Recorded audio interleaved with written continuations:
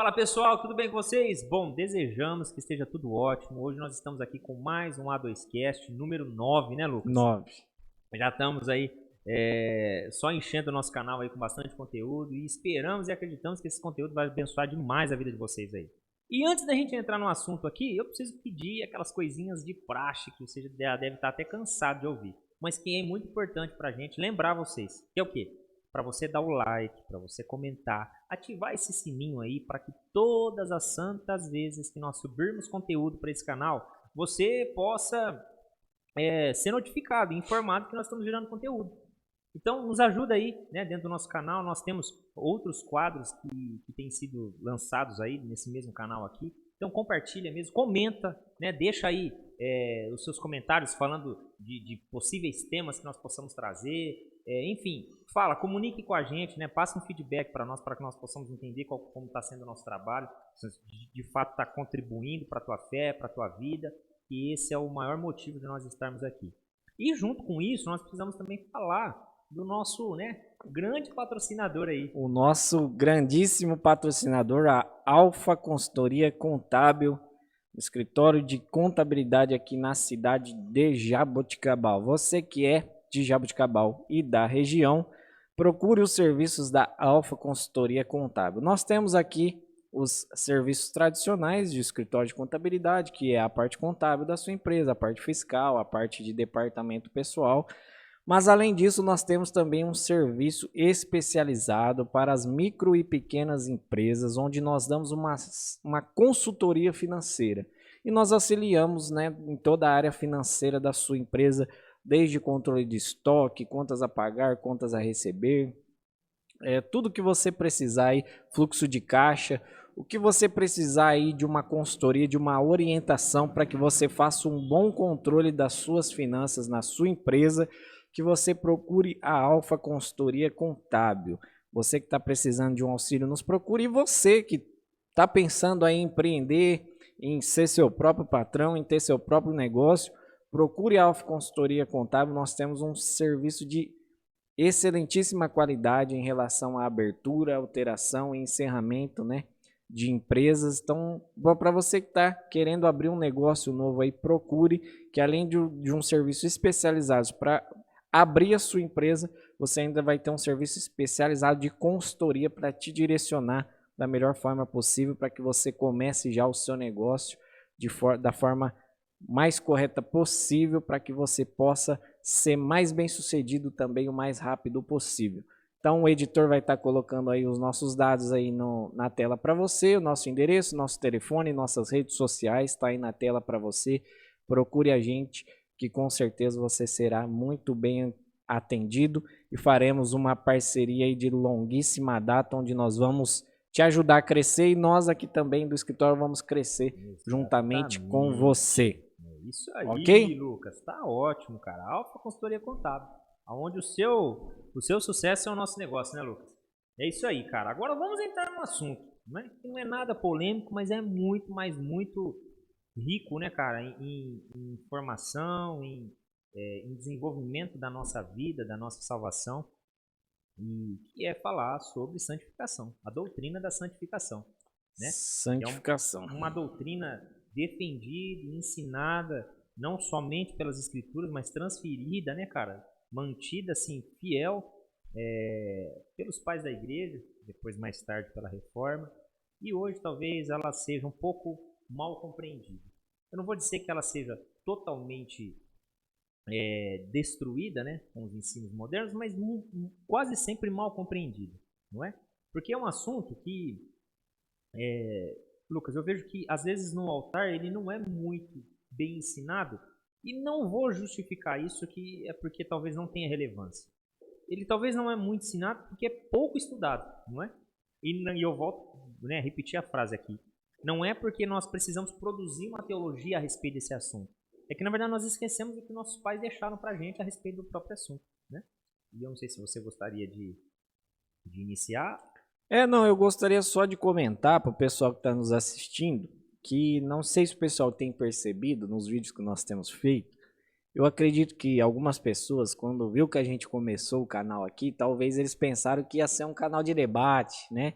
A gente gosta de um bom debate. A gente não é que a gente vai acontecer não é que a ainda. gente está fugindo de bons debates teológicos, mas na verdade o grande intuito aqui do canal e quando a gente convida também os pastores aqui para vir para fazer participações aqui com a gente, apresentar a teologia das suas igrejas, é porque a gente está querendo exatamente reforçar, né, o ensinamento das doutrinas que são centrais para a nossa fé. Palavra importante essa, doutrinas centrais, gente. Prestem todas as vezes que nós falarmos essa fala, né, usar essa expressão, sempre se atente a isso. Se você olhar aí, né, a gente indica para você assistir todos os outros vídeos do nosso canal, você vai ver que a gente está buscando sempre abordar aquilo que é central. Vai chegar o momento que a gente vai chegar nas questões mais periféricas, mais discutíveis, a gente vai chegar nesse momento.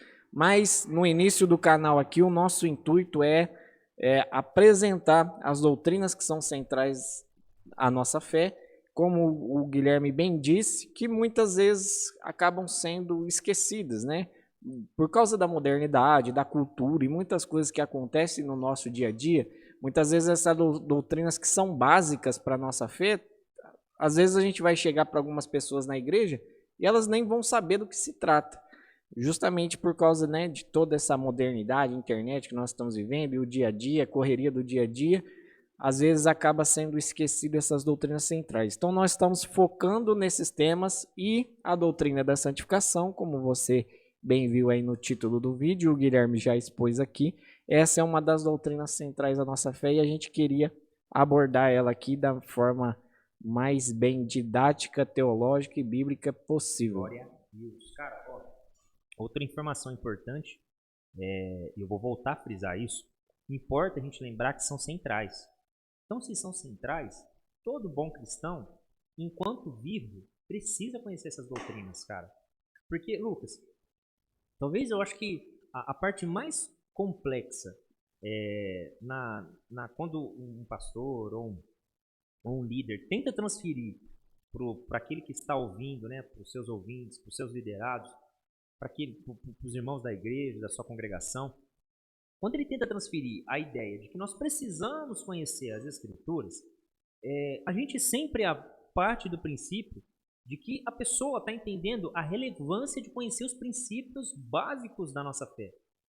Por quê? Conhecendo os princípios básicos da nossa fé, os ventos de doutrinas falsas, eles não vão nos levar. Não vão.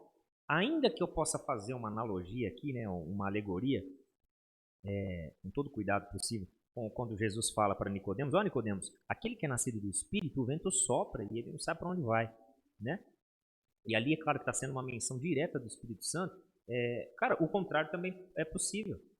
Se nós não estivermos com o conhecimento básico da nossa fé, os ventos de doutrinas, principalmente essas doutrinas modernas, né, cara, que traz tanta filosofia, e segundo, agora não me lembro o nome do escritor, é Sheldon, alguma coisa Sheldon, esqueci o primeiro nome dele. Vou pesquisar aqui. Alguma coisa Sheldon. Ele fala o seguinte, que os teólogos antigos, né, os reformadores, diziam que a teologia era a rainha de toda a ciência e a filosofia era... Russell Shedd. Isso. Shedd, ele fala que a teologia era a rainha de toda a ciência e a filosofia era a sua primo primeiro, alguma coisa assim, uma expressão assim. Então, assim, nós como cristãos precisamos nos esforçar para conhecer essas doutrinas. E por que eu falo nos esforçar? A gente tem que ir para nossa casa e ficar estudando? Sim, mas não só isso. Quando nós estivermos na nossa congregação, que tiver talvez aquele dominguinho frio, né, cara? A gente poderia ficar na nossa casa, a gente chega na igreja esperando receber uma palavra de motivação e tem lá o seu pastor todo fiel às escrituras, passando uma doutrina básica como essa, que nós nos apeguemos a essa verdade e entenda que isso é para o nosso crescimento, né? Que isso é para o nosso desenvolvimento e não já vai jogando um jargão evangélico dizendo, esse pastor tá frio hoje a igreja tá fria. Que não, cara, que isso aqui é para nossa salvação. Como o próprio Paulo fala para Timóteo, Timóteo, você se apegando a isso, tudo que ele tinha ensinado, você vai salvar os seus ouvintes e você mesmo, né? E cara, só para a gente adentrar nesse assunto, Lucas, eu gostaria de fazer a leitura de 2 textos, só para fazer um prisma bem rápido aqui do que a gente vai falar hoje. Sim. O primeiro texto está lá em Levíticos, capítulo 20, versículo 8. Está falando: e guardai os meus estatutos e cumpri-os. Eu sou o Senhor que vos santifica. Isso em Levíticos, Antigo Testamento. Já no Novo, temos Pedro, na primeira epístola, no capítulo 1, versículo 14 ao 16. Está falando: como filhos obedientes, não vos conformando com as concupiscências que havia em vossa ignorância. Versículo 15. Mas, como é santo aquele que vos chamou, sede vós também santos em toda a vossa maneira de viver.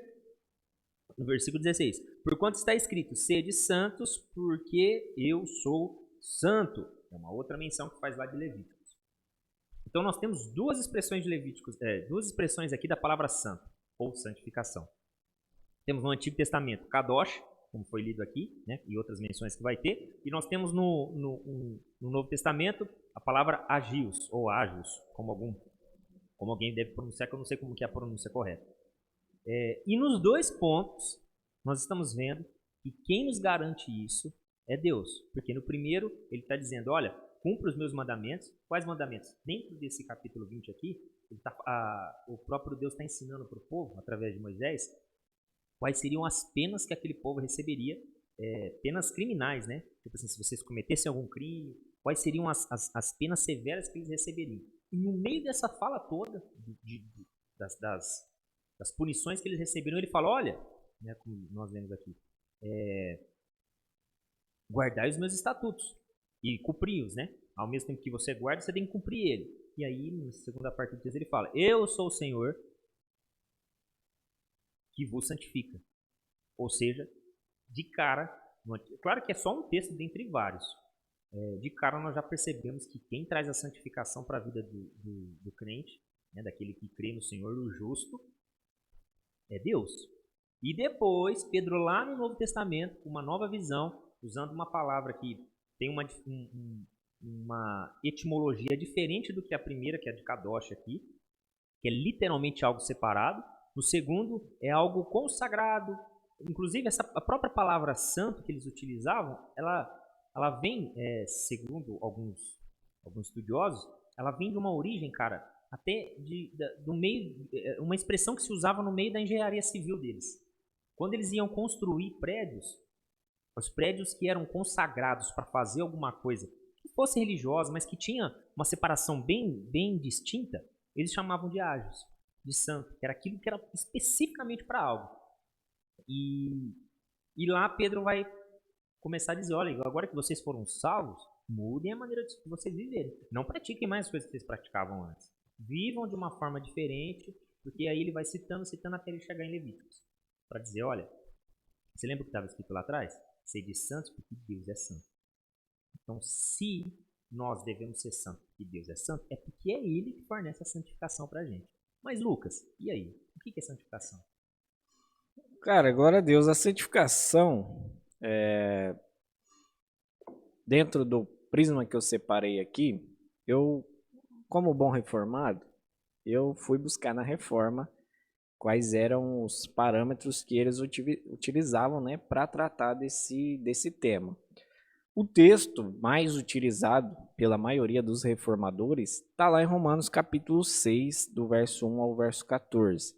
Existem, né, a doutrina obviamente é feita por toda a Bíblia, né, a doutrina da santificação, mas eu creio que esse texto aqui, ele dá um panorama interessante para o que nós iremos abordar aqui como o processo de santificação que nós temos na nossa vida. E eu gostaria de ler, né, antes da gente, né, explanar qualquer coisa, para que as pessoas vejam que tudo que a gente está falando, ensinando aqui, né, é baseado nas Escrituras. É a partir delas, né? Então nós vamos ler Romanos 6, do 1 ao 14. Diz assim o texto na minha tradução: que diremos então? Continuaremos no pecado para que a graça aumente ainda mais? De modo nenhum. Como viveremos ainda no pecado, nós que já morremos para ele? Ou será que vocês ignoram que todos nós que fomos batizados em Cristo Jesus fomos batizados na sua morte? Fomos sepultados com ele na morte pelo batismo, para que, como Cristo foi ressuscitado dentre os mortos pela glória do Pai, assim também nós andemos em novidade de vida. Porque, se fomos unidos com Ele na semelhança da sua morte, certamente o seremos também na semelhança da sua ressurreição. Sabendo isto, que a nossa velha natureza foi crucificada com Ele, para que o corpo do pecado seja destruído e não sejamos mais escravos do pecado. Pois quem morreu está justificado do pecado. Ora, se já morremos com Cristo, cremos que também viveremos com Ele. Sabemos que, havendo Cristo ressuscitado dentre os mortos, já não morre. A morte já não tem domínio sobre ele, pois quanto a ter morrido, de uma vez para sempre morreu para o pecado, mas quanto a viver, vive para Deus. Assim também vocês considerem-se mortos para o pecado, mas vivos para Deus em Cristo Jesus. Portanto, não permitam que o pecado reine em seu corpo mortal, fazendo com que vocês obedeçam às suas paixões. Também não ofereçam os membros do corpo ao pecado como instrumentos de injustiça, mas como pessoas que passaram da morte para a vida. Ofereçam a si mesmos a Deus e ofereçam os seus membros a Deus como instrumento de justiça, porque o pecado não terá domínio sobre vocês, pois vocês não estão debaixo da lei, e sim da graça. Esse é um dos textos, né, que dão um bom plano de fundo, né, para toda a teologia que a Reforma fez e pós-reformas, aqueles que vieram também pós a Reforma, sobre a doutrina da santificação. Só para explicar o texto aqui, né, Paulo ele está fazendo uma analogia entre, né, você morrer como Cristo morreu e ressuscitar. Então ele fala que quando a gente morre com Cristo, a gente morre para o pecado. Então a gente está morto para o pecado. Isso não exclui o pecado. Isso quer dizer que nós morremos para o pecado. Ou seja, porque se nós morremos, nós já não somos mais escravos. A ideia que muitos autores têm, de que Paulo tinha quando estava escrevendo isso, era o seguinte: existiam os escravos naquela época, os escravos, né, de seres humanos. E uma das formas que às vezes os escravos tinham para se livrar da escravidão era tirando a sua própria vida, era morrendo. Então, quando eles morriam, eles já não eram mais servos daquele senhor. E a ideia de Paulo aqui, quando ele está fazendo essa alegoria, né, com relação à morte de Cristo, que ele está fazendo esse paralelo, ele tem essa ideia em mente, de nós morrermos para o pecado para ressuscitarmos para uma nova vida juntamente com Cristo. Mas isso não exclui o pecado. E a reforma, ela dividia a obra de Cristo em 3 partes. Ela dividia a obra de Cristo em passado, presente e futuro. A obra de Cristo, ela teve efeitos tanto no passado, como tem no presente, como terá no futuro. Então eles dividiam a obra de Cristo em 3 partes. A primeira é o efeito no passado, que quando Cristo de fato morreu e na cruz ele gritou, ele exclamou, né, está consumado, ali, né, para aqueles a quem ele eficazmente morreu, ali ele já eliminou toda a culpa do pecado. Então, numa obra do passado de Cristo, nós fomos libertos da culpa do pecado. A segunda parte da obra de Cristo é a parte que atua no presente, que é o quê? Agora, por meio da obra de Cristo, nós somos livres do domínio do pecado. Ou seja, que é o processo de santificação que nós estamos tratando hoje. Então, nós estamos nessa segunda etapa da obra de Cristo. Então, existe a primeira, que foi lá no passado, quando Cristo disse está consumado ali, ele já nos livrou da culpa do pecado.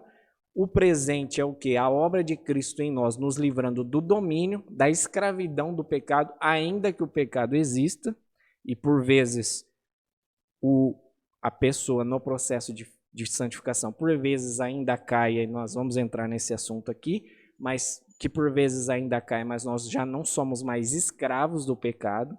E aí tem a terceira parte, que essa é só no futuro, né?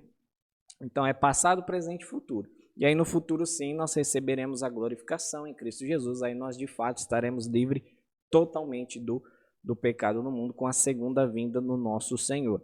Então, os reformadores eles dividiam a obra de Cristo nessas três partes, e essa segunda parte, que é a obra de Cristo nos livrando do domínio do pecado, da escravidão do pecado, que é o processo de santificação que nós vamos, né, explanar de forma melhor aqui agora. Cara, pois é. Então, o ponto mais crucial, eu acho que de tudo que nós vamos falar aqui, é entender que a santificação mostrada pelas Escrituras, né, defendida pelos pais da igreja, mais tarde com reformadores, e aqueles que amam as Escrituras vão defender essa situação, que a santificação, ela é algo presente na vida do crente, mas inerente à obra do Espírito. Se o Espírito Santo não conceder esse processo na vida do crente, o crente não vive. Não. E, se não bastasse, o texto é claro, a regra é clara, como diria o Arnaldo César Coelho. Exatamente. A regra é clara a respeito da santificação na vida do crente. Se não há santificação, Lucas, nós não veremos a Deus. Não. Hebreus fala isso, não é? Eu vou até ler aqui para não ficar nas mesmas palavras. Hebreus, capítulo... eu não Sem a santificação, ninguém verá o Senhor. Eu acho que é 6:10, é isso? Deixa eu ver aqui. Porque... Pô, eu citei o texto, se eu não corri aqui para ler ele, né? Mas pode ir explanando que eu... Tá. Então, o texto vai afirmar isso. Que se nós não tivermos santificação, consequentemente, a gente não vai ver a Deus. Então, nós precisamos sim... Hebreus 12:14. 12:14, cara. Então, pronto. 12:14. Só para não descontextualizar. Ainda não resistis até o sangue, combatendo o pecado. 12:14? 14. Opa. Segui a paz com todos e a santificação, sem a qual ninguém verá o Senhor. Então nós temos uma altura da carta aqui, e o escritor, eu sempre gosto de dizer que eu acho que é Paulo, nessa altura aqui ele começa a dar algumas informações finais ali para os seus leitores, que possivelmente era uma igreja específica, e começa a dar alguns parâmetros. Aí ele fala, segue a paz com todos, viu? E o que depois? E a santificação. E aí, cara, importa eu falar algo que eu acredito que vai contribuir para a leitura das pessoas, que vai desprender, né, de um vício teológico que nós temos. Eu acho que essa expressão eu vou começar a usar mais vezes aqui. E algumas interpretações nossas são viciadas, né? A gente já falou isso sobre interpretação bíblica em outro cast desse que a gente fez, né?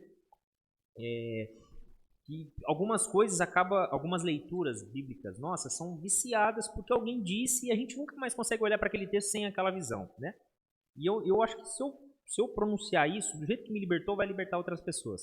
Cara, a gente não encontra de forma direta nenhum vínculo de santificação com ações literalmente morais. A santificação, vou voltar a falar de novo. Nós não encontramos textos na Bíblia que afirma que a santificação só é aquilo que moralmente eleva o nível. Então o Lucas se tornou crente porque confessou a Jesus Cristo, passou pelas águas, todo aquele procedimento que a igreja ensina, porque a Bíblia assim dá essa autoridade para ensinar. Beleza, passou por aquele processo, agora ele é crente. Pois é, Lucas, você está vivendo em santidade? Aí o Lucas vai falar para mim, não, cara, eu ainda estou caindo em algum ponto. Eu estou com alguma falha, eu não estou sendo santo. Aí, é esse ponto aí que eu quero que as pessoas interpretem que as escrituras, em momento algum, está vinculando a ação de santificação a um ato nosso, né, de deixar de fazer um pecado. Por quê?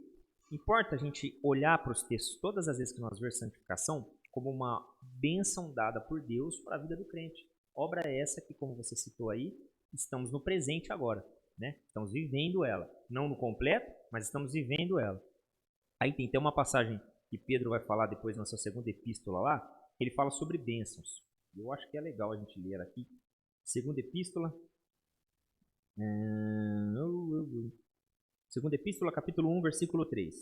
visto como o seu divino poder nos deu tudo o que diz respeito à vida e piedade, pelo conhecimento que nos chamou por sua glória e virtude, pelas quais ele nos tem dado grandíssimas e preciosas promessas, para que por elas fiqueis participantes da natureza divina, havendo escapado da corrupção que, pela concupiscência, há no mundo.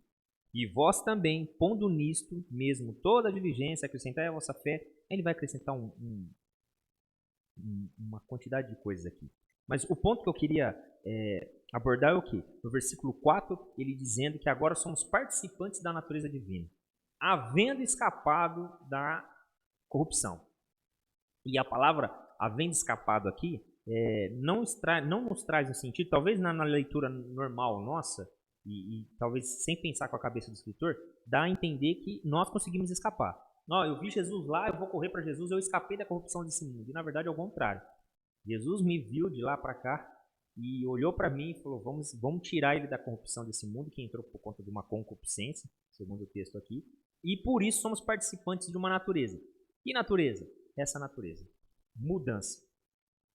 E um ponto que talvez também seja importante para a gente até começar, acho que citar mais versículos que definem de forma mais clara a santificação, é entender o seguinte: mudança de natureza é algo que de fato traz, como que eu posso pôr a palavra?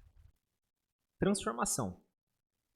Então, talvez o ponto mais difícil, Lucas, da gente às vezes entender e aceitar o evangelho é esse ponto, cara.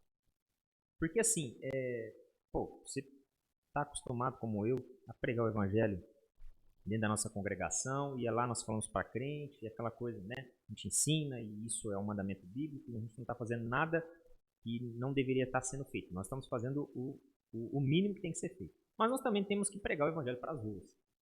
E quando nós vamos pregar o evangelho nas ruas, cara, a gente vê o quão difícil é de se manifestar essa transformação. Porque nós vamos lá e pregamos o evangelho, né? E dependendo da oferta que nós fazemos às pessoas, talvez a pessoa concorde com a gente. Mas, cara, quando a gente chega no ponto máximo do evangelho, que é a transformação, que é a conversão, aí nós vemos que dali a gente não consegue andar mais. E chegou num ponto que eu não consigo mais, né? Não consigo ajudar aquela pessoa. Agora é só Deus para fazer a transformação no coração dela. E essa mudança de natureza é exatamente o acréscimo, né, a participação que Pedro está falando aqui. Participação essa, mudança essa, natureza essa mudada, e entra o ponto da santificação. Que aí faz todo sentido com a expressão que eles usavam.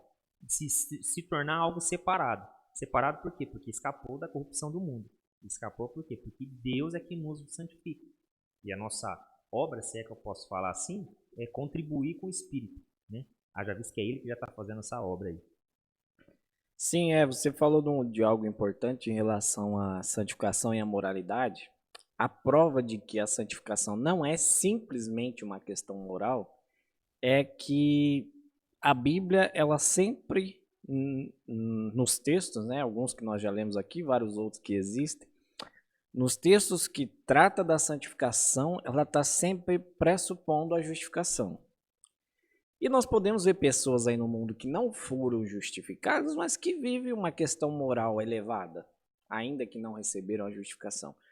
Então, assim, não é simplesmente uma questão moral, ainda que afete a nossa moralidade, obviamente, né, a santificação, mas importa a gente saber que só vai passar por esse processo de santificação, como nós, né, cremos aqui, né, que estamos vivendo, até de fato nós sermos totalmente livres do pecado, que no caso da segunda vinda de Cristo, importa a gente pontuar que essa santificação vem apenas após a justificação. Então é por meio da fé em Jesus Cristo, da fé nessa obra, né, como nós dividimos aqui a obra de Cristo em 3 partes, é por meio da fé dessa obra em Cristo que nós somos justificados, e aí sim nós podemos, né, participar da santificação. E aí nós não podemos levar a santificação somente por uma questão moral, Porque como nós já ensinamos, né, no livro, no vídeo, né, da depravação total, e algumas outras vezes que nós já citamos aqui, existe uma moralidade que foi inserida no coração de todo ser humano. Então nós podemos conhecer pessoas que não foram justificadas, que não, né, fazem parte do corpo de Cristo, a igreja, e que podem viver um nível de moralidade bom e elevado, porque existe uma questão moral interna. Então nós podemos ver pessoas que se dizem ateias, né, que não creem que exista um Deus e que vivem uma questão moral elevada. Ainda que ele não entenda, foi o próprio Deus que inseriu essa questão moral nele. Então, diante de Deus, quando ele se apresentar diante de Deus, ele não vai poder dizer, olha, eu estava inocente, né? Eu não sabia. Né? Sendo que essa moralidade elevada que ele vive, foi o próprio Deus que inseriu no seu coração. Só que agora, para nós nos apresentarmos diante de Deus e sermos salvos por ele, aí sim, né, nós temos que ser justificados e crer na obra, né, vicária, na obra redentora de Cristo na cruz do Calvário. Então nós somos santos porque nós fomos justificados e cremos nessa obra. E aí sim, essa moralidade que é afetada por meio do Espírito, né, da santificação, essa sim é aquela santificação do qual nós ainda estamos em processo, mas do qual nós seremos, né, plenamente perfeitos lá no céu, na segunda vinda do nosso Senhor. Cara, você falou um negócio aí que talvez eu tentei falar aqui agora, antes de você falar, e você acabou batendo o martelo. Eu não sei se na minha fala aqui ficou claro, mas o que eu quis dizer é o seguinte.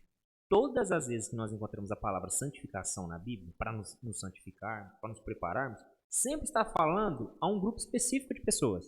E quem? Os justos. Sim. Pessoas que foram justificadas, pessoas que foram salvas. Então, a expressão, a etimologia básica da palavra é ser diferente, é ser separado. Mas não ser separado porque essa pessoa faz coisas diferentes. Ser separado porque a sua natureza é diferente. Sim. Então, o Lucas só faz coisas de crente porque Deus decidiu fazer dele um crente. Exatamente. Não o contrário. Ele decidiu se tornar crente e agora, a partir dessa decisão dele, ele vai se santificar para agradar a Deus. Não, porque a gente vê nas escrituras mesmo, todas as tentativas do homem de agradar a Deus, todas foram frustradas. Temos, acho que, sei lá, eu vou arriscar aqui. Se eu não me engano, são mais de 20 casos da Bíblia de homens tentando fazer lá algum sacrifício, alguma santificação forçada no povo, e Deus fala, gente, eu não quero sacrifício, o que eu quero é obediência. E essa obediência, se você analisar de forma teológica, ou seja, não pegando somente esse texto, mas todo o contexto da Bíblia, você vai ver que esse obedecer é ter fé nos seus mandamentos. Sim. É quando ele falar pra gente confiar que mesmo a gente passando um mês difícil, mesmo a gente passando a dificuldade que for, chegando subornos pra gente, chegando as propostas pra gente permanecer fiel a ele, né, a isso que você está falando, a essa ética moral que nós temos dentro, dizendo pra gente não faça, mesmo nós talvez querendo sucumbir ao suborno, nós precisamos resistir a essa fidelidade a ele, que ele vai nos honrar. Então, o obedecer acaba se caracterizando aí, então, a santificação. Porque essa obra, ela é uma bênção que Deus nos deu, né? Como lá em Efésios fala, as bênçãos espirituais, né? Foi a bênção que Deus nos deu para participarmos da natureza divina, que é a santificação, sem o qual ninguém verá Deus, cara. Exatamente. Então, se você congrega numa igreja do qual o seu irmãozinho fala para você, irmão, eu não estou vivendo em santidade, não. Você fala, então esse cara não vai para o céu. Não porque o pecado dele vai levar ele para o inferno, mas é porque ele precisa entender que se ele não está vivendo a santificação, porque ele não foi salvo, irmão. Exatamente. A santificação é um requisito para salvação. Ainda que essa santificação não seja uma obra humana, ainda que como seres humanos ainda a Bíblia vai trazer vários alertas para que nós nos esforcemos em nos santificar. Eu não vou lembrar qual é o texto agora, mas tem uma passagem que no mesmo contexto tem Deus falando as duas coisas, que eu vos santifico e que você deve se santificar. Eu não vou lembrar. Depois eu vou de ler agora. É esse texto? Pedro fala isso, sejam obedientes, filhos obedientes, tal. Não olhem, não se conformando com as concupiscências, aquela coisa toda. E lembra que quem te chamou é santo. Então, se ele é santo, você também tem que ser santo. Sim. Então, ao mesmo tempo que é uma afirmação de que Deus nos chamou, e se Ele nos chamou, então logo nós vivemos em santidade. Ele está falando, mas não é por isso que você agora vai abrir as mãos e deixar o negócio fluir. Deixa a vida me levar. Exatamente, porque essa condução aí, e cara, e essa expressão, Lucas, que você falou, talvez não deve ser o assunto primário do que a gente está falando aqui.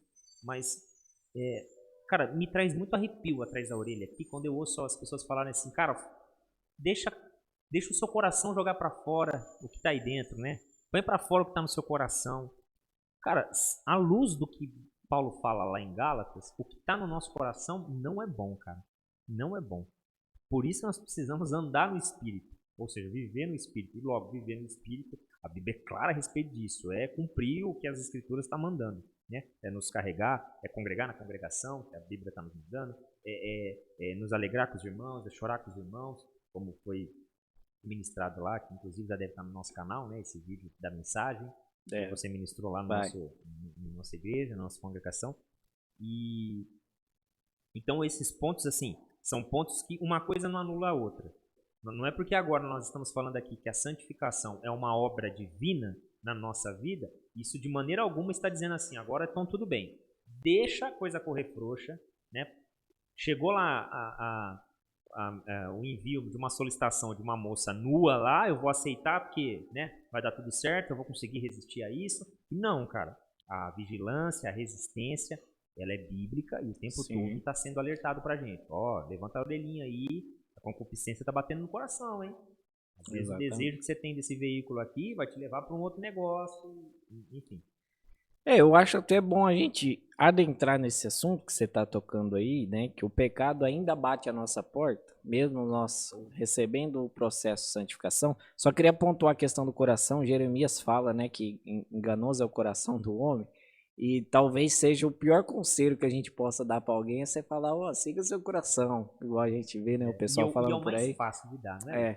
Não, segue seu coração, vai dar tudo certo. Cara, e é o pior conselho que você pode dar para alguém é mandar alguém seguir o seu próprio coração. Mas, como você disse bem sobre isso, do pecado batendo na nossa porta, o processo de santificação que nós estamos expondo e ensinando aqui, ele não pressupõe a retirada, vamos dizer, 100% do pecado. O que nós estamos expondo, tentando mostrar e deixar claro e evidente para as pessoas aqui, é que o Senhor nos livra, né, por meio do processo da santificação, é a escravidão do pecado. Nós já pontuamos aqui algumas vezes, né, de uma forma mais diluída, mas de uma forma mais direta agora, nós queremos mostrar que existe uma grande diferença entre você cair em algum pecado, né, ou você viver em pecado. Existe uma grandíssima diferença entre essas duas coisas. Dentro do processo de santificação que nós estamos ensinando, que nós estamos expondo aqui, né, como o próprio Paulo disse, nós morremos por pecado, mas o pecado ele ainda existe, ele ainda está no mundo e ele ainda tem efeitos em nós, né? O vídeo da depravação total que nós temos aí no canal. Então existe ainda efeitos do pecado, né, na nossa carne, em toda a criação. A partir do processo de santificação que nós recebemos, nós precisamos compreender que o pecado na vida do cristão, ele é um acidente. Ele tem que ser uma exceção. Ele não pode ser uma regra, ele não pode ser um estilo de vida. Nós não podemos mais ser conhecidos por algum tipo de pecado. Né? Tipo assim, o Joãozinho lá, ele vai na igreja, mas todo dia ele tá lá no bar, né, tomando uma, fazendo não sei o que e tal.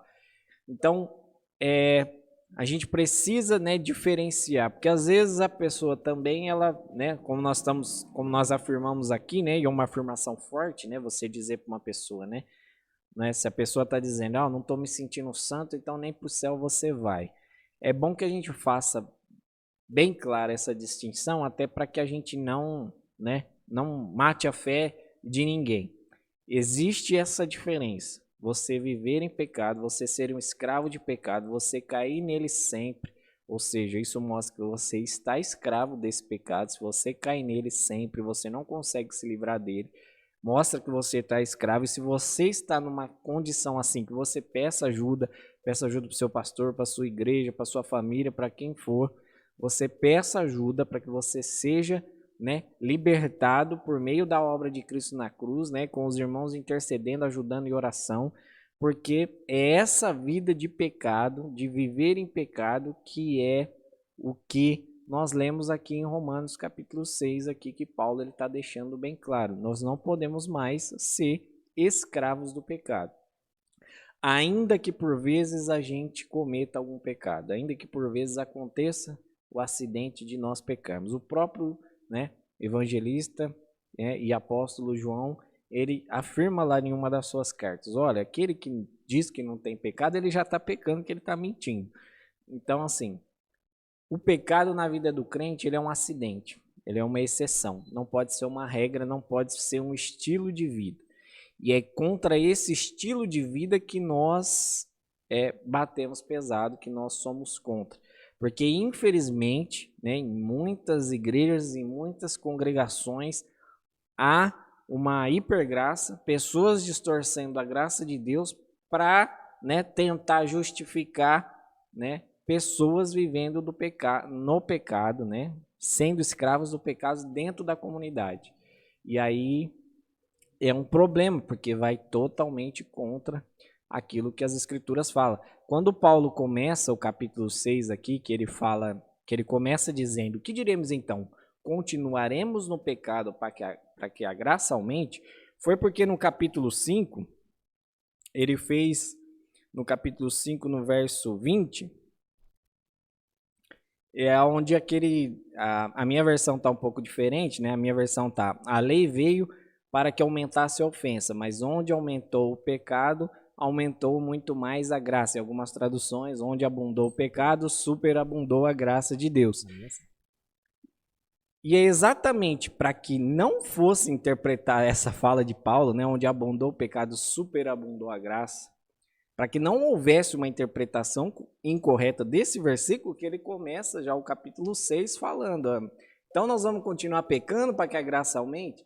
Ele fala: de modo nenhum. Essa palavra aqui, de modo nenhum, no português ela não tem nem tradução, porque ela é muito mais forte, é uma negativa dupla, vamos dizer assim. A palavra no original, o sentido que ela tem é uma negação dupla, que nem tem tradução, né, para expressar no português. Então a melhor tradução para o português é essa mesma: de modo nenhum. Porque por mais que pareça bobo, ainda tem gente que ensina que você pode viver em pecado, viver tranquilo, viver sua vida, deixa a vida me levar, a vida leva eu, segue seu coração, faz o que te dá prazer, faz o que te alegra, porque Deus é graça, então a graça dele... Mas peraí, Paulo está afirmando aqui que nós não devemos continuar no pecado para que aumente a graça. E existe um ensino, já foi ensinado, né, na igreja, como nós já dissemos aqui várias vezes, não é um ensinamento novo. A hipergraça, que é uma teologia que está no meio das igrejas agora, a tal da hipergraça, já foi combatida na história da igreja. Eu não vou lembrar o nome do cidadão agora, mas ele ensinava que você tinha que pecar mais para que a graça de Deus aumentasse. Você tinha que viver em pecado, quanto mais você pecasse, mais você ia poder desfrutar da grande graça de Deus. Se revelaria, né? E na verdade, né, Paulo de fato ele fala que onde abundou o pecado, superabundou a graça de Deus, mas ele, né, para que não interprete errado esse texto, ele já começa o capítulo 6 dizendo: olha, que diremos então? Continuaremos no pecado para que a graça aumente ainda mais? De modo nenhum. Como vivemos ainda no pecado, nós que já morremos para ele? Então, dentro dessa alusão de Paulo, quando nós cremos em Cristo, nós morremos para o pecado, assim como Cristo morreu, né? Para nos livrar dos nossos pecados, nós com Cristo morremos para o pecado, para poder ressuscitar junto com ele para a vida. Ô Lucas, isso, cara, que você está falando, agora estamos, já que nós definimos aqui a doutrina, claro que de forma bem superficial, mas eu creio que de forma clara, a Bíblia trata a santificação na vida do crente não somente ou tão somente com questões morais. Não é tão somente com questões morais. A santificação na vida do crente é a transformação. Então, há um assunto muito polêmico, né, do qual soteriológico nós vamos divergir muito aqui sobre os bastidores da salvação, né, que muita coisa acontece nos bastidores da salvação na vida do crente, né? Ou seja, a ordem da salvação na vida do crente, ela tem eu vou dizer, acho que uma bifurcação não, acho que ela abre em 3 pontas, né? Wesleyana, não, abre, não, tem mais, meu tem mais. Deus, Tem a abre soteriologia muito. tem bastante. Tem bastante, mas o ponto importante aqui é lembrar que a santificação é, por si só, algo muito importante na vida do crente. E aí, cara, você entrou num ponto interessante aí, que foi você falar sobre a permissão do pecado. Eu comecei a leitura usando Levíticos lá, que está dentro de um contexto de aplicações de punições. Vocês não podem fazer isso, né? Se um irmão roubar, arranca o braço. Se o irmão pedrejar fulano, apedreja a família dele também, ele, a família. E uma pancadaria de coisa lá acontecendo. Dentro disso tudo, ele vai dizer, olha, cumprir os mandamentos, né? Obedecer a eles. Conhecer e obedecer a eles. Por quê? Porque, poxa vida, eu sou o Senhor que vos santifica. Cara, o próprio Leonard Ravenhill, em um livro muito famoso dele, talvez o mais conhecido, Por que Tarde o Avivamento, ele diz uma pequena frase lá, que eu não vou falar na íntegra porque eu vou pecar se eu tentar usar ela, mas o sentido que ele dá é o seguinte: se nós conseguíssemos ficar 5 segundos dentro da eternidade, diante de Deus, na sua forma plena, cara, esses 5 segundos seria suficiente para esmagar nossa mente a ponto de ver que a gente orou pouco, que a gente buscou pouco, que a gente sofreu pouco, que a gente não fez nada no tocante a Deus, cara. E por que eu estou usando essa expressão? Porque quando eu li isso naquele livro, cara, na hora eu me lembrei daquela passagem do capítulo 6 lá de Isaías, quando Isaías tem uma visão do trono. E na visão do trono, né, ele vê Deus e ele, segundo os estudiosos, a expressão no hebraico, quando ele fala que os santos cantavam santo, santo, santo, era como se eles gemessem falando. Santo, santo, santo, né, que Deus é santo 3 vezes. E Isaías viu a santidade. E a consequência de Isaías ver a santidade de Deus foi dizer, ai de mim, agora. Ai de mim, porque meus lábios são impuros. E Lucas, eu não tenho total controle e nem conhecimento, sapiência a respeito de como a vida de Isaías era exatamente naquele contexto, daquela altura do capítulo 6. Mas, cara, o próprio Russell Shedd aí, não sei como é o nome dele, né? Mas o próprio esse teólogo, outros teólogos, são unânimes em dizer que o ministério de Isaías, escriturístico, iniciava ali. Mas a vida dele com Deus já havia há muito tempo. Para ele falar aquilo, cara, era só se algo muito grande acontecesse mesmo. Da ponta de ele falar, ai de mim, porque agora não sei mais o que vai ser da minha vida, meus lábios são impuros. Sabe, mano, a gente está pregando aqui sobre santidade porque é uma doutrina que não fala sobre a nossa santificação, fala sobre a santidade de Deus. E, consequentemente, se Deus é santo, eu também preciso viver essa santidade. Cara, o que falta muitas vezes para os jovens, para os casais, para o adulto, para o homem, para a mulher, para os irmãos na igreja, cara, sabe, é esse confronto, cara. É esse, sabe, ir para o meio da pista, que tá vindo aquela carreta dizendo assim, eu sou o Senhor, o soberano, e deixar essa carreta chocar com força mesmo, cara. Carregar, bater com tudo que tem, sabe? Porque, às vezes, cara, nós somos bons em tentar escavar nas escrituras o que a Bíblia fala sobre dinheiro, o que a Bíblia fala sobre bem-estar, o que a Bíblia fala sobre casamento. Nós somos bons para escavar isso. Nós somos ruins, cara, fracos para pegar a nossa pazinha e pesquisar sobre a santidade do Senhor. Porque choca, cara. Eu tô falando isso porque eu me lembro, cara, que eu tava numa festa lá em Ribeirão Preto. Era uma festa que acontecia lá, agora eu não me lembro o nome. Uma festa muito famosa que tinha muitos artistas no mesmo dia. Eram 12 horas de festa. E bem no finalzinho da festa, Inclusive, no outro dia, o Corinthians foi campeão do mundo pela primeira vez. É isso? Bom, eu sou corintiano, eu acho que é a segunda, né? Mas há quem diga que foi o primeiro mundial dele. 2002, eu acho isso, né? 12, perdão, isso. 2012. E foi um dia antes isso. Então porque foi no domingo de manhã, então foi do sábado para o domingo, né? E eu fiquei lá até o final da festa, aí muito cansado, porque eu tinha trabalhado no outro dia, estava desviado, muito empurrado mesmo com a barriga. E cara, no finalzinho da festa, eu fui pedir uma bebida lá num barzinho que tinha lá. E era open bar. E eu perguntei, cara, o que sobrou aqui? E eu fui para aquele lugar, cara, com Deus trabalhando no meu coração o tempo inteiro, cara. Encontrei com um crente lá, eu chorei durante a festa. Eu percebi que não estava normal aquilo. Tinha alguém me perseguindo, né? E no final, aí eu parei no barzinho lá e falei pro irmão, eu quero beber alguma coisa, cara. Tô indo embora, preciso tomar alguma coisa para acordar, porque vou pegar a pista, eu sou lá de Jaboticabal e tal. O irmãozinho limpando as coisas dele lá, ou eu para um lado, ou eu pro outro. Falei, irmão, sabe o que sobrou aqui? Falei, o quê? Um capeta, cara. Eu falei, meu Deus, quem vai me salvar vai ser o capeta, cara. Ele, só sobrou esse capeta. E eu, tá certo. Mano, tomei aquilo, cara. Eu voltei pra casa, cara. Chocado, cara. Chocado com o nível de devassidão, de podridão que eu tinha chegado, sabe? De lascívia mesmo. Que eu via, sabe, prostituição em tudo que eu fazia. Tudo era em prol de prostituição. Mano, naquele mesmo dia, cara, assim, cansado, chacoalhado, eu decidi ir na igreja. E eu fui no culto. Eu não lembro se foi lá em Ribeirão mesmo, eu acabei pegando carona com alguém. Eu fui cara, eu pedia muita cerveja, muita bebida. E aquele dia, no dia que eu congreguei lá numa igreja lá em Ribeirão Preto, cara, a mensagem assim foi, meu Deus, foi o meu RG mesmo. Eu não lembro exatamente o que foi falado, mas eu lembro que foi assim, chocante, cara, chocante, porque naquele dia eu não vi nenhuma obra de santificação em homens. Eu vi o próprio Deus se revelando ali como santo. E a partir daquele dia, acabou.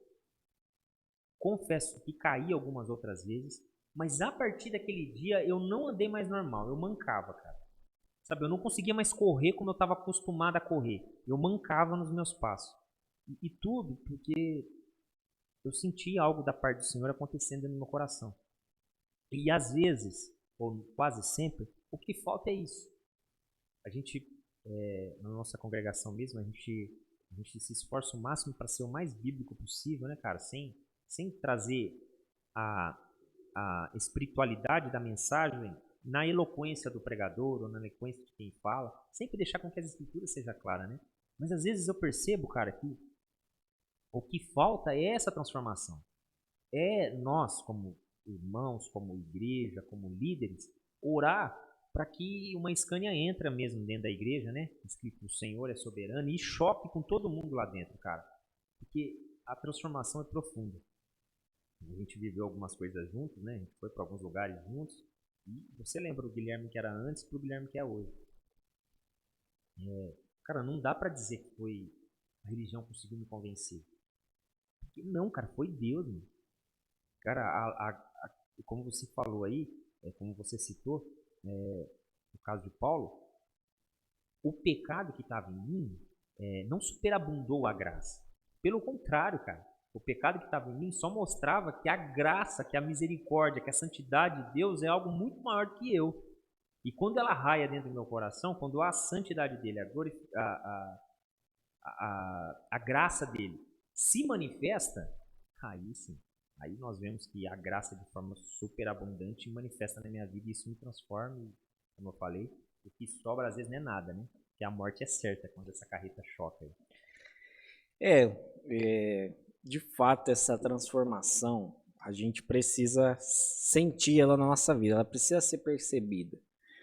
Não há como a gente se denominar cristão, né, dizer que foi, né, alcançado por Jesus, né, ou eu aceitei Jesus, que é o termo, né, que o pessoal costuma utilizar, e continuar na mesma vida. Não tem como, não tem como. A santificação, ela é percebida mesmo. Tanto é que a diferença, né, da teologia, por exemplo, reformada para algumas, né, algum tipo de teologia que está sendo ensinado aí nesses dias, é que, cara, você precisa viver o que Deus tem. Deus tem o melhor para você. Vai viver, vai ter os seus prazeres, vai ser feliz. É a melhor opção ser cristão, né?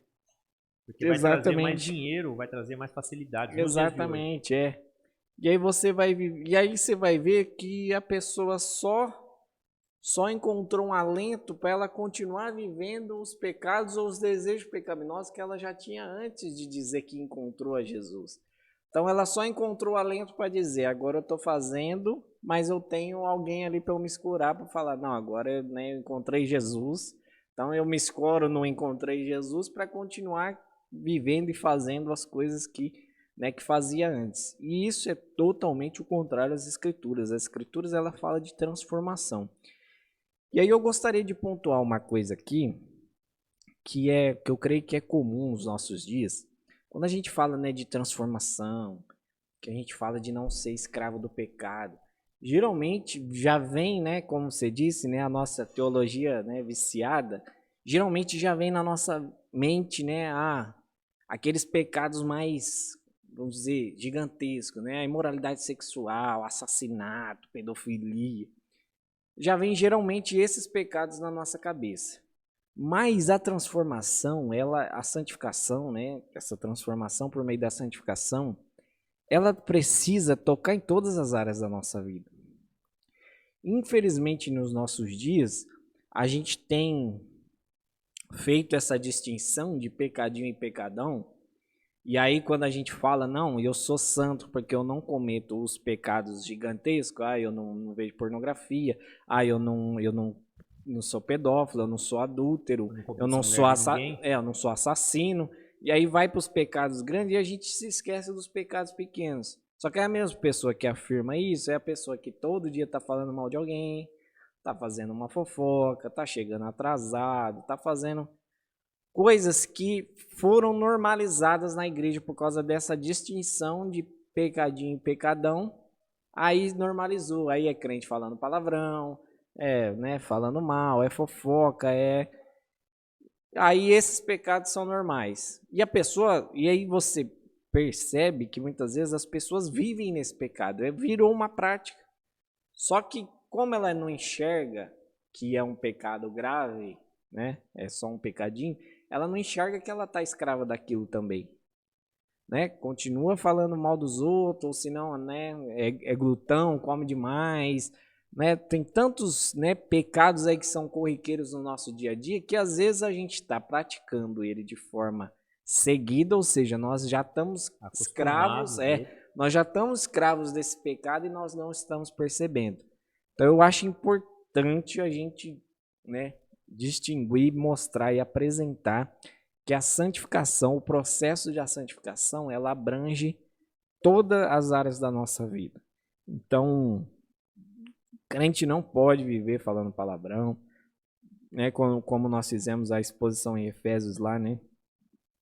Que fala lá, né? Que as imoralidades sexuais, ou seja, né? Palavras de baixo calão, essas coisas que não devem nem ser mencionadas entre vocês, né? Paulo alertando o pessoal lá da igreja de Éfeso. Então, eu gostaria, né, nesse meu ponto, trazer essa reflexão para nós, para a gente olhar para a nossa vida e examinar se esses pecados que nós consideramos menores, se nós também não estamos sendo escravos deles também, porque a santificação precisa nos transformar nessas áreas também, não é só né, como você tem feito, né, você fez aí a série de mensagens lá na nossa igreja, né, sobre os 23 pecados, né, que categoriza bem as pessoas que não vão entrar no reino de Deus, quem vive naqueles pecados, mas existem outros além daqueles, né, aqueles são o que a escritura, assim, enfatiza, deixa bem claro e direto, e aí geralmente as pessoas olham para esses e falam, não, beleza, esses aí eu não pratico, então estou tranquilo, mas está escravo em outro. Então... Mas é bem completo, né? Dos 23 que cita lá, é uma ramificação gigantesca. É que, como você está falando, dos 23 pecados que a Bíblia... Não, tipos de pessoas, tipos de pecados, dos quais quem vive nele não herdarão o reino dos céus, é como você falou, é que quando a gente corre para essa passagem, visão viciada, a gente engessa e fala, o glutão é só o glutão, é o que come. E depois até fala do beberrão também, mas tudo bem, é o que come. Então, o que come muito, né, o que vive comendo muito. E, cara, o que adultera, eu não adultero, mas, poxa, Jesus ramifica essa situação. Ele falou, ó, se você... Você olhar meio torto. Exatamente, irmão, se você olhou, já tá... E o que a gente está trazendo aqui, eu acho que a gente já está começando a finalizar, mas o que a gente está trazendo aqui não é dar ênfase ao pecado para dizer que o pecado é um agente agora eliminador de pessoas salvas. Não é isso. Mas é um sinalizador. Sim. Ele que sinaliza como está essa operação de Deus no seu coração aí, se de fato aconteceu, né? Porque é inerente e recorrente à tentação, inerente à concupiscência que há em nós, inerente e recorrente essa tentação o tempo todo batendo na gente. Então nós, eu e você aqui, Lucas, nós estamos falando sobre santificação e pode ser que nós saímos daqui agora e nós sejamos tentados em alguma coisa, Sim. na parte mais fraca que nós tivermos. Não quer dizer que nós resistirmos a ela hoje, estamos resolvidos, que amanhã ela não vai voltar, ela vai voltar. A tentação vai continuar, porque como o próprio Cristo falou para Pedro, falou Pedro e para Tiago, para todo mundo que estava por lá, gente, vamos orar? Porque a carne é fraca. O espírito é forte, mas a carne é fraca. Então a ideia que Cristo está dizendo é o seguinte, quanto mais oração, quanto mais vigilante nós estivermos, mais resistente nós estaremos. É um momento de baixa. E quem consegue ficar 100% ligado? Ninguém consegue. Ninguém consegue. Por isso que a obra é de Cristo, não é nossa. Exatamente. E por isso devemos louvar a Deus, porque Ele é santo, santo, santo. Ele é santo, nós não somos. Mas precisamos ser santo como Ele é. É a exigência das Escrituras. E eu não vou conseguir, mas a Bíblia exige. Então, talvez assim, quando a gente olha até mesmo para aquela passagem de João, capítulo 17, eu acho que é isso. 17, não sei se é o versículo 18 ou 16. Ou 17, mas tá lá.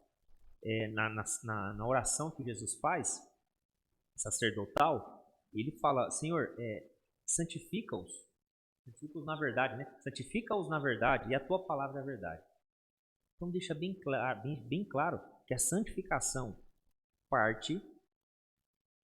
é mantida e completa por Deus. Parte da parte de Deus, né? É dele que sai a santificação, a possibilidade de sermos santos. É ele que mantém a possibilidade de nos mantermos santos e é dele a total glória de finalizar esse processo. Você se cumpriu santo até o final, né? Não porque não pecou, mas porque ele te santificou esse tempo todo, por conta da sua natureza. Então a obra é dele, cara. A obra é inteiramente dele. Então, assim, esse assunto de santificação, ele por muito tempo foi taxado como um movimento que a igreja tem que fazer, né? Esse ano aqui eu quero mais de Deus. Eu só quero mais de Deus, eu vou me santificar mais para Deus. Cara, na boa, realmente há uma lógica se eu partir dessa ideia de que se eu me sacrifico mais, eu tenho mais de Deus. Há uma lógica, mas não bíblica. Uma lógica humana, mas não bíblica. Porque, cara, todo cristão piedoso, e quando eu digo piedoso é porque, de fato, a luz da graça, né, cara, preparatória, que é a exposição, a vertente teológica que eu acredito, na soteriológica, quando essa graça preparatória raia no coração de um crente, cara, ele vive em santificação. As escrituras, cara, por mais que às vezes ele tá cansado, cara, na correria, e eu acho que assim, eu nunca fiz um estudo sociológico, nem estudei nada a respeito disso. Mas eu percebo, se eu estiver errado, você me corrige aí, mas eu percebo assim que nós estamos ficando cada vez mais sem tempo, né, cara? Está cada vez mais corrido. E lá no livro de Êxodo mostra que uma das práticas e táticas de Faraó para tirar do povo a santificação, né? Ou o cuidado para com Deus, ou o culto, era dar serviço, dar trabalho. E cara, eu falo por mim, cara. Mano, tem dia que eu chego em casa, cara, que, meu Deus, eu só quero um sofá, só dormir. Claro que hoje eu tenho, né, minha bênção lá dentro de casa lá, o Caleb, que chega, renova as minhas forças, cara, mas, ô, Lucas, tem dias que eu vou ler a Bíblia, mano, eu leio com lágrimas nos olhos, cara, por sede, por estar lendo a Bíblia, às vezes para ir pregar no domingo, sabe, por não separar dias da semana para me santificar além das Escrituras. E eu tô falando isso por quê? Porque não é fazendo isso que você vai chamar a atenção de Deus. Pelo contrário, é Deus talvez chamando a tua atenção, despertando o seu coração para você fazer mais isso. Sim. Porque a santificação é uma bênção na vida do cristão. E não o cristão que tem que desenvolver a santificação. Né? E assim, para mim já caminhar para o final da minha fala, talvez as pessoas que estão nos assistindo aí tá pensando, tá, tudo bem, eu entendi a questão da santificação, sem a santificação ninguém verá o Senhor, que há uma diferença entre, né, viver em pecado e pecar. Tá, mas e aí? Como é que eu faço agora? Né? Talvez a pessoa está se perguntando, porque às vezes eu estou caindo num pecado direto e eu não quero cometer aquele pecado, mas eu caio muitas vezes, né? O que eu faço? Eu sou salvo, eu não sou, tal.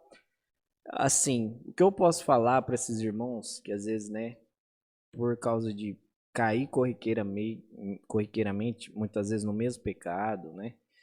E às vezes, né, se sentem mal com aquilo. O que eu posso dizer para esses irmãos ainda, né, dentro dessa ideia de santificação é que assim, a Bíblia, ela tem uma linguagem para quem não é cristão, né, para quem não faz parte, né, do corpo de Cristo, ela tem uma linguagem de pessoas que estão mortas. Ela tem uma linguagem de pessoas que estão mortas. Se elas estão mortas, elas não respondem a nada. Elas não têm uma resposta, né? Ainda que elas estão vivas fisicamente, elas estão mortas nos seus delitos e pecados. Então, uma pessoa morta, dentro da linguagem bíblica, uma pessoa morta não tem reação.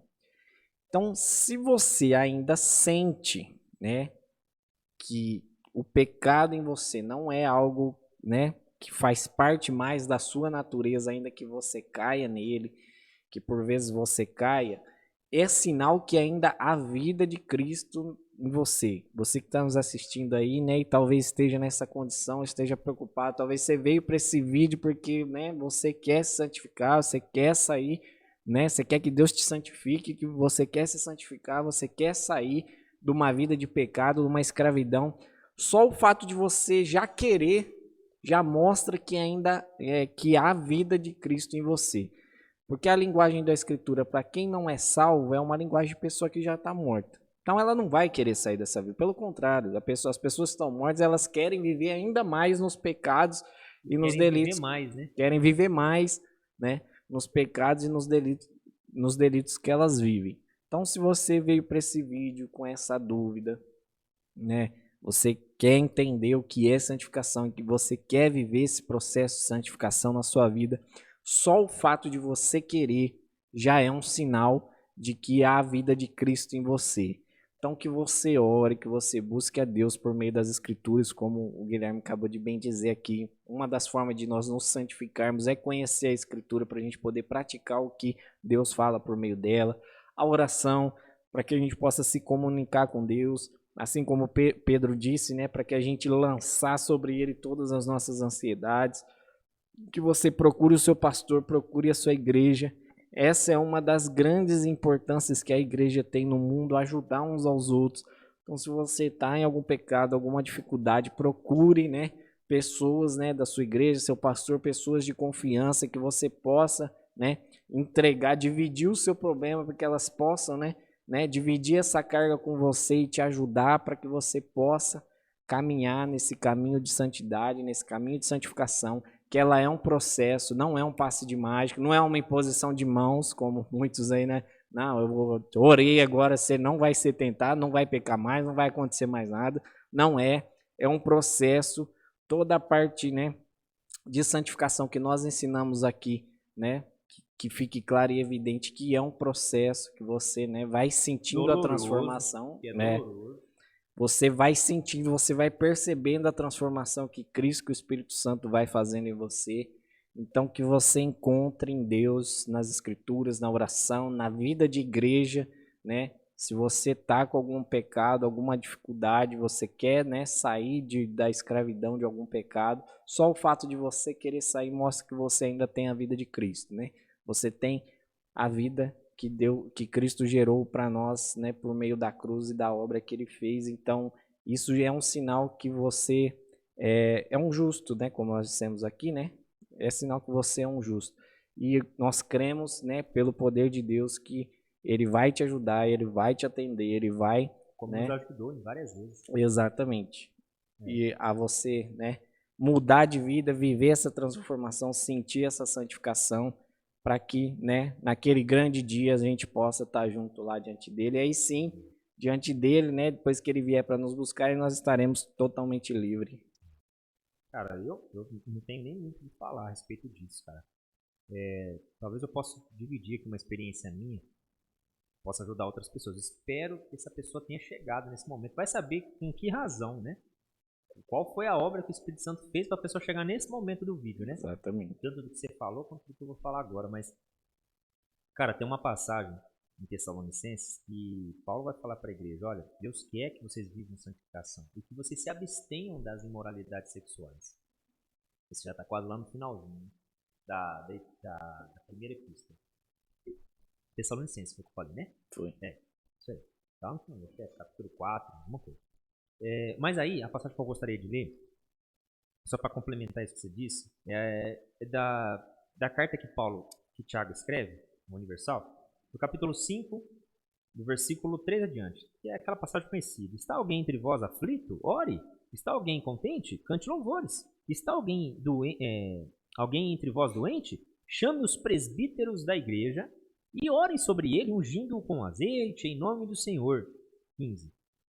E a oração da fé salvará o doente, e o Senhor o levantará. E se houver cometido pecados, ser-lhe-ão perdoados. Confessai as vossas culpas uns aos outros, e orai uns pelos outros, para que sareis. E a oração feita por um justo pode muito em seus efeitos. E aí ele vai falar a respeito de Elias aqui, mas eu gostaria de me apegar só ao versículo 16. Que é o quê? Sobre o confessar as nossas culpas, né? Cara, um dos maiores papéis, né, dentre tantos e tantos papéis que um pastor e o líder da congregação tem, é auxiliar exatamente nesse momento. Porque, Lucas, você falou, né? Olha, talvez a pessoa correu para cá. Tá, tem esse caso, mas tem aquele que não corre para esse tipo de assunto, é que foge. E a fuga desse assunto nem sempre é por conta de como você citou aí, de ser esse tipo de pessoa que já está morta nos delitos e pecados. A fuga é por causa da culpa. A culpa bate e nós olhamos o caso de Adão, ouviu Deus, tem que fugir. Né? Eu não vou aguentar ficar aqui. Então, talvez, quando a gente fala principalmente sobre imoralidade sexual, é uma das áreas que mais afeta, cara, a vida do homem. Hoje em dia, no caso das mulheres, está em alta? Tá. Mas quase sempre na vida do homem. O homem que é afetado por questão de pornografia, questão da masturbação e tantas outras coisas, cara. E eu vivi um tempo assim de escravidão severa, cara, da masturbação. Que acontecia o quê? Eu praticava o ato e na hora ali, cara, já me dava uma angústia, uma vontade de morrer, de dar um tiro na cabeça, cara. A ponto de eu dizer para Deus, Deus, não me deixe ser salvo. A minha angústia era tanta que eu dizia, Deus, eu não quero ser salvo porque não faz sentido. Sabe, eu amar e ouvir a tua palavra, conhecer o teu evangelho e cair nisso, cara. E um dia eu descobri que quase que 99% da culpa das minhas quedas estava nas minhas práticas. Então, assim, como nós deixamos bem claro durante mais de uma hora aqui falando que santificação na Bíblia não é um ato nosso, é um ato de Deus na nossa vida, importa a gente saber que nós devemos nos vigiar, nós devemos nos guardar. E às vezes, cara, alguns pecados corriqueiros que nós vivemos está exatamente em algumas coisas que nós não confessamos. Sabe, a força do nosso pecado está na não confissão que nós fazemos na nossa congregação para o nosso líder, para o nosso pastor. Gera outro pecado que é o orgulho, né? O orgulho ali para não... Exatamente, cara. E são coisas que, cara, eu volto a repetir. A questão da pornografia, ela precisa de monitoramento. Ela precisa de pessoas que te monitorem. E não é feio, cara. Não é errado você falar que você está viciado em alguma coisa. Porque eu não quero entrar nesse mérito aqui, até para não alongar o assunto. Mas você joga no Google aí, você vê que a maioria dos estudiosos de neurociência, a respeito de vícios neurais que nós temos, eles sempre vão afirmar que as nossas réplicas ou as repetições de atos que nós não queremos sempre se dá em certos horários. Então, por exemplo, talvez se estiver assistindo alguém aí que tem vício na pornografia, vício na masturbação, essa pessoa, se ela analisar, ela vai ver que ela sempre cai no mesmo horário, ou sempre cai no mesmo lugar, né? No mesmo lugar mesmo que ela vai estar. Então, se ela sabe que ela vai cair nesse lugar, se prive disso, converse com o seu pastor, porque como o próprio texto está dizendo aqui, se nós confessarmos e orarmos uns pelos outros, a oração feita por um justo pode ir muito em seus efeitos. Pode ir muito em seus efeitos, cara. Então, há uma ação divina nessa oração. Não só uma ação natural, né, de comunicação, como nós estamos dizendo aqui. Uma ação divina. E eu sei que tem casos, cara, de vício que só uma ação divina para libertar. Porque o vício nos torna, e os pecados omissos, né, nos torna manipuladores, né, cara? A gente manipula as pessoas. A gente passa para a pessoa que nós estamos com uma dificuldade, que nós estamos... E às vezes a gente usa assim, eu estou com um problema. Cara, pecado é uma coisa, problema é outra. Você está com um problema? Então resolva. Você está com pecado? Peça perdão. É uma outra, pare com pecados, né? É uma outra situação. Então eu queria só deixar esse texto aqui para isso, confessar. Não guarda não, amigo. Sabe, na primeira oportunidade que você tiver aí, fala com o seu pastor. Procura um pastor. Se você não tem um pastor, manda mensagem para mim, cara. Manda mensagem aqui, eu acho que tem como, né, mandar uma mensagem no privado aqui, não tem como. No YouTube não, mas procura a gente lá no Face, no Instagram, tem lá toda a descrição dos nossos vídeos, tem o meu Instagram e o dele lá na descrição. Exatamente. No manda no inbox do Face lá na página do Teologia 2 mesmo, que Isso, a gente vai ter toda a privacidade, toda, né, a privacidade mesmo para conversar. Eu sei que faz diferença você saber que tem alguém orando por você. Sim. Faz diferença. Não só psicológica, como divina, né? Sim. Como o próprio texto está falando aqui. E tem guerras, cara, que a gente nunca deveria ter entrado nelas sozinhos. E tem guerras. E eu sei as marcas que traz a imoralidade sexual na mente da pessoa, né? E eu tô falando isso porque eu sei que o grande mal desse século é a pornografia. Entre a depressão. Cara, a cada... Né, uma vez eu vi uma pesquisa, isso lá em 2006, 2007. A cada 10 cristãos, 9 se não tivesse assistido naquele dia, durante um mês já tinha acessado pornografia de alguma vez. Então é uma coisa muito séria, cara. E não precisa a gente falar sobre esse assunto, a gente não precisa trazer eloquência na fala, né? Não precisa fazer, vou subir um monte, vou ficar 300 dias sem comer, né? E vincular um monte de práticas aqui, que é a santificação, à luz das escrituras aqui, guardar os mandamentos, guardar os decretos. Como o próprio Jesus falou, Senhor, santifica-os na verdade. E tua palavra é verdade. Então, essa palavra aí, santifica. E conhecereis a verdade, e a verdade vos libertará. Poxa vida, cara. Poxa vida. Aleluia. É isso mesmo, cara. Glória a Deus. Ô, Lucas, eu acho que é isso. Mais cara. alguma coisa a acrescentar? Não, só dar glória a Deus mesmo, cara. Que Deus abençoe a todos. Então a gente está encerrando mais um podcast. E a gente gostaria de agradecer você que ficou com a gente aqui até o final, né? Pôde acompanhar. Tenho certeza que o Espírito Santo vai guiar pessoas aqui que talvez estejam precisando, né? Ouvir essa palavra, essa orientação divina. Não é porque nós que estamos falando, não é porque nós cremos no poder da palavra de Deus e das Escrituras. Então nós cremos que pessoas vão ser enviadas para esse vídeo aqui para serem abençoadas. E se você ficou até aqui, tenho certeza que você foi abençoado. E gostaria de pedir para você se inscrever no nosso canal, para você dar like no vídeo. Tem bastante gente que está assistindo, mas não está se inscrevendo no nosso canal. Então se inscreva, dê like no vídeo, você curta, comente, né? Comente e interaja com a gente, que isso também gera engajamento no vídeo. Ative o sininho aí para receber as notificações, para você ser avisado quando sair um vídeo novo. Aí você dá uma olhada no tema lá. Se você achar interessante, você assiste. Se não, não tem problema. Mas você sempre vai estar sendo notificado pelo YouTube. E quando você curte, comenta, compartilha, isso gera engajamento no vídeo e aí o YouTube entende que, tendo interesse pelo vídeo, ele recomenda o vídeo para mais pessoas e esse é o nosso grande intuito aqui, que a palavra de Deus chegue o mais longe possível. Se o caminho que a gente está tendo hoje para anunciar o evangelho é por meio da internet, então nos ajude para que essa palavra chegue o mais longe possível. Nos siga também no Facebook e Instagram, @teologia2, procura a gente lá que você vai nos encontrar.